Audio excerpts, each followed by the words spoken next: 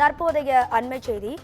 அதிமுக பொதுச் செயலாளர் எடப்பாடி பழனிசாமியின் நெருங்கிய உறவினர் ராமலிங்கம் என்பவரது வீட்டிலும் இடங்களிலும் வருமான வரித்துறை சோதனை நடைபெற்றதில் 700 கோடிக்கு மேல் வரி ஏய்ப்பு செய்யப்பட்டுள்ளதாக தகவல் வெளியாகியுள்ளது. இது குறித்தான கூடுதல் தகவல்களை தருவதற்காக நமது செய்தியாளர் சுப்பிரமணியன் இணைப்பில் இருக்கிறார். வணக்கம் சுப்பிரமணியன், உங்க விரிவான தகவல்களை சொல்லுங்க.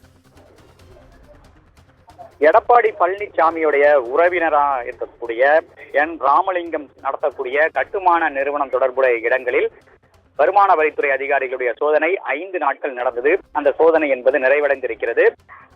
சென்னை, கோவை, ஈரோடு, பெங்களூர் உள்ளிட்ட இடங்களில் கிட்டத்தட்ட 26 இடங்களில் வருமான வரித்துறை அதிகாரிகளுடைய சோதனை என்பது நடத்தப்பட்டது.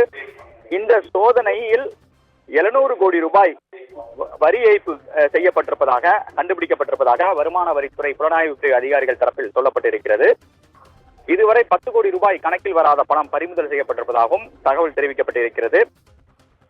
79 கோடிக்கான ஆவணங்கள், ஆதாரங்கள் ஆகியவை பறிமுதல் செய்யப்பட்டிருப்பதாகவும் வருமான வரித்துறை அதிகாரிகள் தரப்பில் சொல்லப்பட்டிருக்கிறது.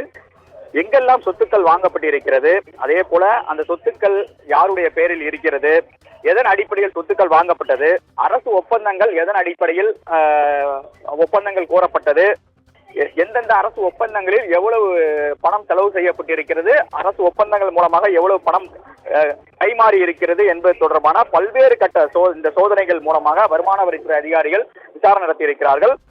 கைப்பற்றப்பட்ட ஆவணங்களை ஆய்வு செய்யக்கூடிய பணி என்பது தற்போது நடந்து கொண்டிருக்கிறது. அடுத்த கட்டமாக சம்மன் கொடுத்து நேரில் வரவழைத்து விசாரிக்க வருமான வரித்துறை அதிகாரிகள் முடிவு செய்திருக்கிறார்கள். உங்க விரிவான தகவல்களுக்கு நன்றி சுப்பிரமணியன்.